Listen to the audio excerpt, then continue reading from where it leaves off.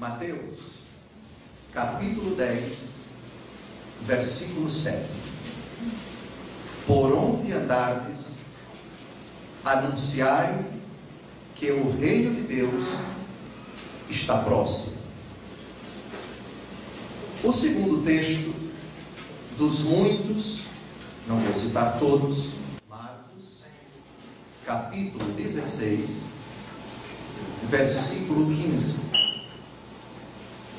E disse-lhes: ide por todo o mundo e pregai o evangelho a toda criatura.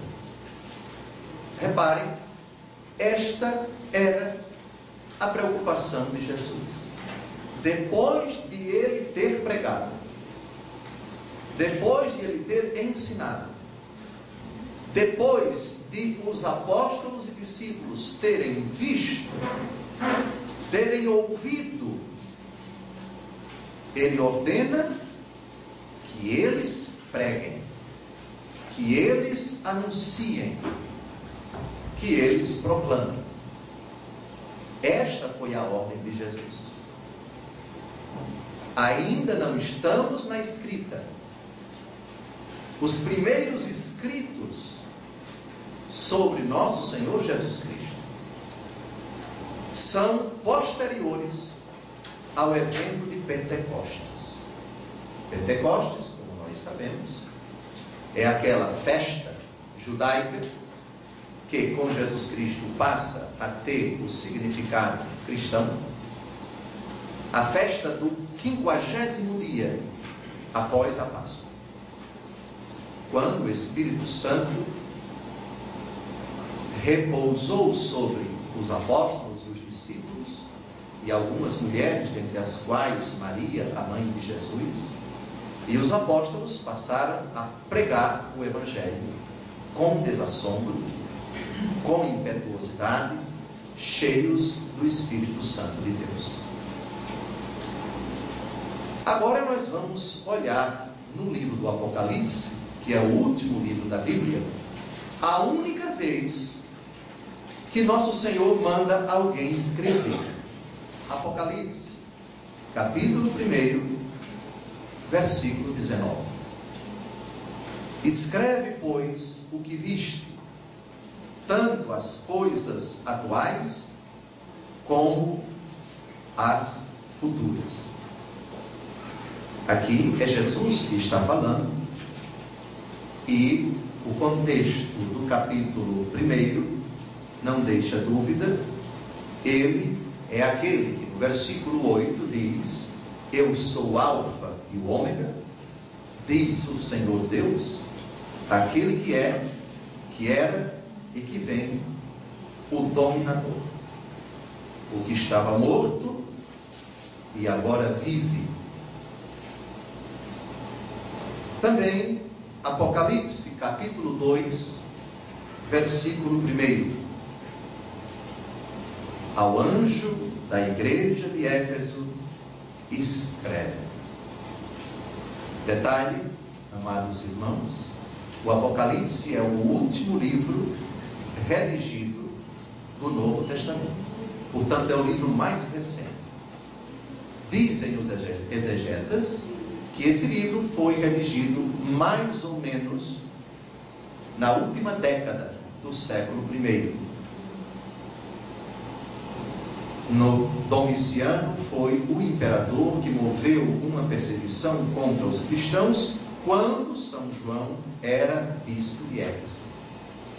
E quando essa perseguição foi desencadeada, ele fugiu para a ilha de Patmos, Apocalipse, capítulo 1, versículo 9, dei uma olhada. Apocalipse, capítulo 1, versículo 9. Eu, João, vosso irmão e companheiro nas tribulações, na realeza e na paciência em união com Jesus, estava na ilha de Patmos por causa da palavra de Deus e do testemunho de Jesus. Então, é o livro mais recente da Bíblia.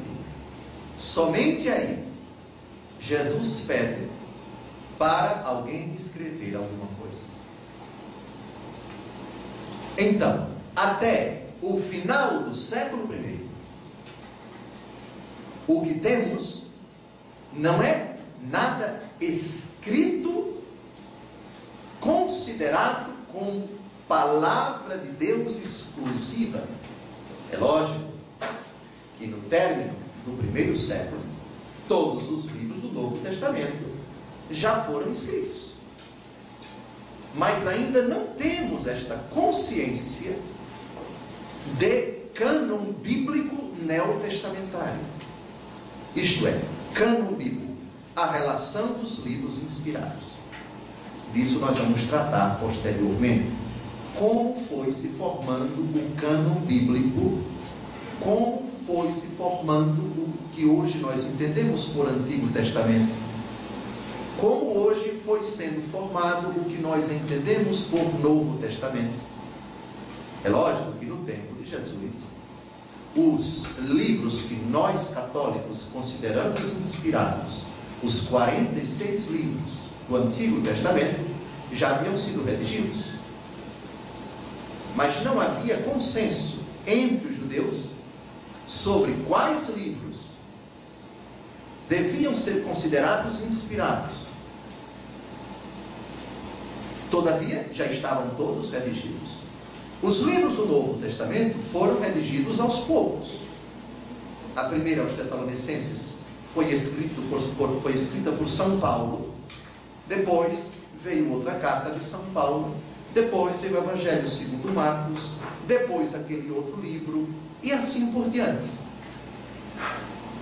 E os livros eram lidos, eram passados, eram transmitidos de assembleias em assembleias, de comunidades em comunidades. Tudo isso nós vamos ver posteriormente.